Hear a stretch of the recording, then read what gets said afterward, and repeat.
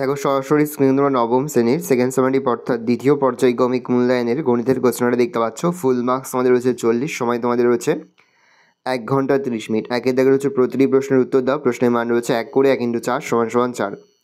ভালো করে দেখে নাও। দেখো 2-এর দাগে রয়েছে সংক্ষিপ্ত প্রশ্নের উত্তর দাও, প্রশ্নের মান রয়েছে 2 করে 2 × 5 = 10। বিক্রয় মূল্যের উপর 20% ক্ষতিতে একটি দ্রব্য 480 টাকায় বিক্রি করা হলে দ্রব্যটির ক্রয় মূল্য কত?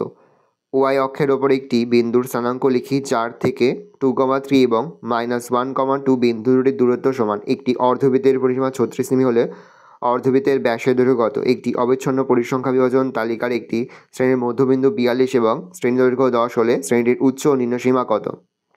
ত্রিভুজ ABC এর BCC এবং AB বাহুর মধ্যবিন্দু যথাক্রমে DE ও F। যদি ত্রিভুজ ABC = 16 বর্গ সেমি হয় তাহলে FBCE ট্রাপিজিয়াম আকার ক্ষেত্রের ক্ষেত্রফল কত? এর যে কোনো একটি প্রশ্ন দাও, প্রশ্নের মান 4। রমাপিসি দুটি শাড়ি তৈরি করে একটি 15% এবং অপরটি 20% লাভে বিক্রি করলেন। তার মোট লাভ হলো 262.50 টাকা। শাড়ি দুটির উৎপাদন ব্যয় 1.3 হলে শাড়ি দুটির প্রত্যেকটির উৎপাদন ব্যয় কত? সুপ্রিয়া একটি ঘড়ি কিনেছে। যদি সে ঘড়িটি 370 টাকায় বিক্রি করলে তখন তার যত টাকা লাভ হবে, 210 টাকায় বিক্রি করলে তার তত টাকা ক্ষতি হবে। হিসাব করে ঘড়িটির ক্রয় মূল্য লিখি।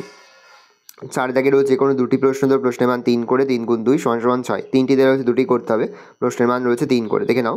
তারপর 5 দাগে রয়েছে যে কোনো একটি প্রশ্ন দাও, প্রশ্নের মান রয়েছে 5। প্রমাণ করো যে কোনো ত্রিভুজের দুটি বাহুর মধ্যবিন্দুদের সংযোগ সরলরেখাংশ তৃতীয় বাহুর সমান্তরাল ও অর্ধেক। পরে হচ্ছে প্রমাণ করো যে কোনো ত্রিভুজ কোনো সামুদ্রিক একই ভূমি ও একই সমান্তরাল সরলরেখা যুগলের মধ্যে অবস্থিত হলে ত্রিভুজের ক্ষেত্রফল সামুদ্রিক আকার ক্ষেত্রের ক্ষেত্রফলের অর্ধেক। পরে 6 থেকে যে কোনো একটি প্রশ্ন দাও, প্রশ্নের মান 3।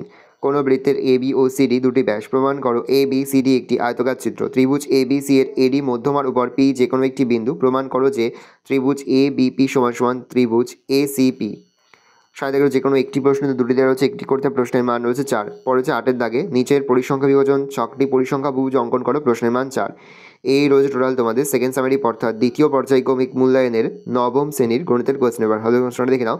আশা করি ভিডিওটা ভালো লেগেছে। ভিডিওটা ভালো লাগলে ভিডিওটা লাইক করতে ভুলবেন না। আমার চ্যানেল নতুন হওয়া লাগলে সাবস্ক্রাইব প্রেস করে পাশে বেল আইকন প্রেস করে নতুন করে ভিডিও আপলোড করি সবার ফার্স্ট নোটিফিকেশন তোমরা পেয়ে যাও।